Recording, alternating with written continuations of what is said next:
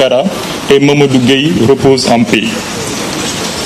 Par ailleurs, nous voudrons d'entrée marquer notre solidarité à l'endroit des étudiants de l'Université Gaston Berger de Saint-Louis pour cette double perte qui est douloureuse puisqu'il s'agit de 2 étudiants très jeunes qui sont partis à la fleur de l'âge. Après l'Université Gaston Berger de Saint-Louis, nous voudrons également marquer notre solidarité à l'endroit de l'Université Cheikh Anta Diop de Dakar, qui est aujourd'hui, il faut le dire, la plus grande détenue politique de ce pays. Cette conférence de presse intervient dans un contexte politiquement marqué, mais particulièrement par l'arrestation de notre coordonnateur, Maître Ngagne Demba Touré. À ce fait, il faut ajouter que nous vivons une crise politique très grave. Au départ, ce n'était pas une crise politique. À la fin, c'est devenu une crise politique, d'autant plus que l'élection présidentielle a été reportée. Le Conseil constitutionnel, devant le fait accompli, a constaté l'impossibilité matérielle de tenir l'élection présidentielle comme prévu le 25 février 2024. Alors, ce contexte est grave puisqu'il interpelle tout citoyen. Parce qu'il faut le dire, l'élection, c'est l'un des rares moments où les gouvernants sont suspendus à la volonté populaire. Donc, en refusant de fixer une date, Monsieur le Président de la République est dans une tentative de confisquer notre souveraineté, la souveraineté du peuple. C'est donc un combat du peuple et non un combat uniquement des partis. C'est un combat qui doit interpeller tout citoyen sénégalais. Pour notre part, la JPS, nous entendons à travers cette conférence de presse livrer notre lecture, mais apporter également, puisque nous sommes un mouvement politique, une réponse politique par rapport à ces événements politiques en cours. Et donc l'élément déclencheur, c'est l'arrestation de notre coordonnateur le 21 février 2024 à son domicile. Il faut rappeler, parce que c'est important, d'autres peuvent penser que nous agissons au gré de la situation politique en cours.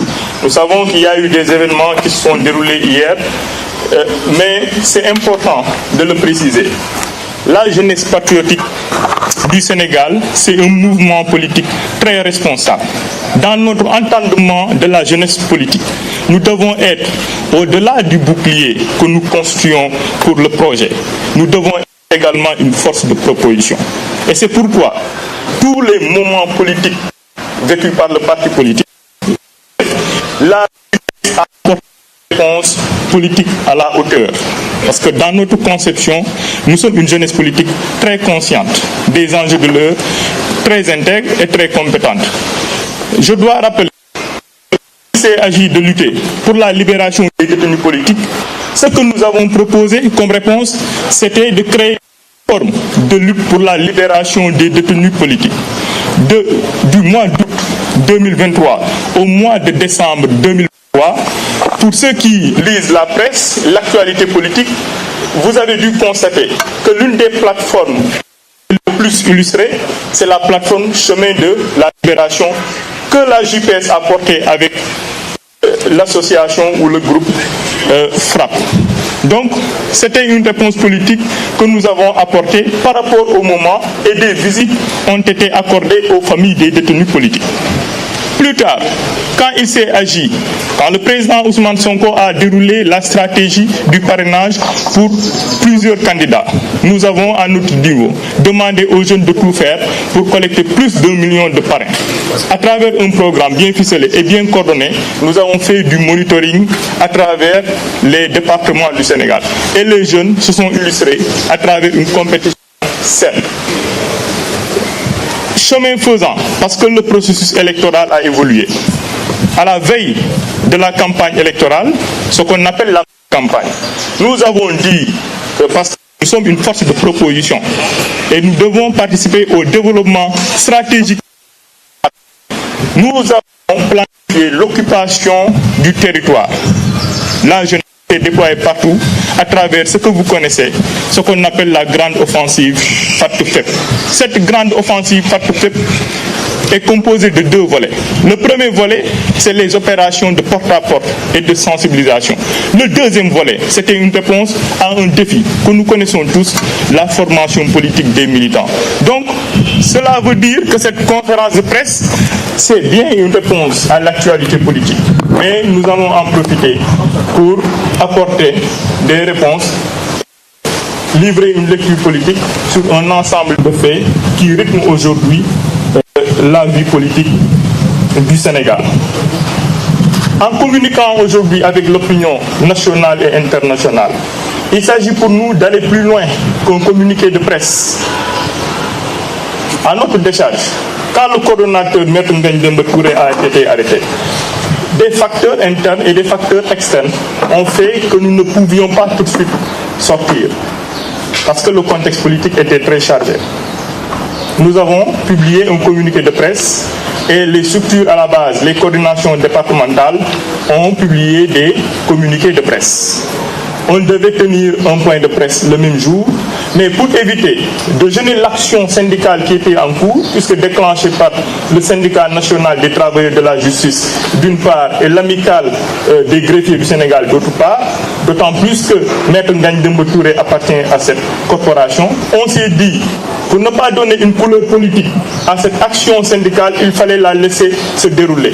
Mais aujourd'hui, après une semaine, puisqu'il y a un lien fort qui nous unit, nous la JPS avec Maître Ngagne Demba Touré qui est un jeune très valeureux, naturellement, il faut qu'on s'y prononce avant d'aborder d'autres actualités.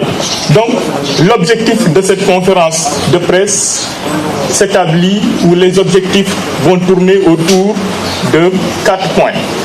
Il s'agit d'intensifier la lutte pour la libération de Maître Ngagne Demba Touré, mais qui est un détenu politique parmi tant d'autres, à l'image du président Ousmane Sonko, à l'image du candidat Bassirou Diomaye Diakhar Faye, à l'image de l'ancien coordonnateur de la JPS, Babacar Ndiaye, et bien d'autres comme Mamadou Dieye, membre du BEN de la JPS, et de Lamine Diallo, coordonnateur de la JPS de Keur-Massar. Le deuxième objectif, c'est de partager avec vous deux choses. C'est important puisque, je l'ai dit tout à l'heure, quand nos camarades ont été emprisonnés ou d'autres se sont exilés, il fallait qu'on rende visite à leur famille. Il y a eu un programme de visite sur lequel nous reviendrons pour aller voir et partager le message du président Ousmane Sonko qui était à l'époque en grève de la faim. Alors, nous avons deux personnes qui sont ici parmi nous, deux acteurs de ce programme-là, qui vont y revenir et partager les impressions issues de ce programme de visite-là. Mais c'est important puisque nous sommes dans un contexte de libération, d'avoir l'impression d'une ex-détenue politique qui est là parmi nous et qui est membre aussi de la JPS. C'est important de le dire. Il y a eu des membres du bureau exécutif qui ont été arrêtés. Il y a eu des responsables de la JPS qui ont été arrêtés. Il y a eu des sympathisants qui ont été arrêtés. Donc, elle reviendra sur l'expérience de la détention en milieu carcéral. Mais à la fin, nous allons appeler les patriotes, le peuple sénégalais en général, à la vigilance. Parce que le loup est maintenant dans la bergerie. Le loup n'est plus devant l'enclos, il est dans la bergerie et parfois il se déguise en agneau. Donc, pour nous, la JPS, comme nous sommes une force de proposition et que nous ne sommes pas une jeunesse politique qui sert de double bouton et qu'on active au gré de l'actualité politique, nous allons communiquer sur nos programmes et sur ce que nous comptons faire dans les prochains jours. Parce que nous ne devons pas oublier ces trois choses pour finir. Nous devons lutter pour la libération de nos frères et sœurs qui sont en prison. Nous devons lutter pour le respect du calendrier républicain. mais nous avons un pouvoir politique à conquérir. Et c'est ça l'objectif du parti PASTEF, les Patriotes. Ce pays nous attend pour accélérer les ruptures fondamentales et systémiques tant attendues. Merci beaucoup. Alors, le format qu'on vous propose s'établit comme suit. Après ma communication, la coordonnatrice adjointe, Béatrice Germaine Faye, va lire la déclaration liminaire en version française. Après Béatrice Germaine Faye, nous aurons Salou John, qui est le coordonnateur porte-parole du BEN, du Bureau exécutif national, par ailleurs coordonnateur de la JPS de Fus, qui va commenter la déclaration liminaire en version Wolof. Par la suite, la secrétaire générale adjointe Salimata Dien reviendra sur les impressions issues du programme de visite accordé aux familles des détenus. Et pour finir, Yacine Diagne, qui est là, membre de la JPS, vice-coordonnatrice de la JPS de Dakar, va partager avec vous son vécu en milieu carcéral. Je vous remercie, mesdames et messieurs.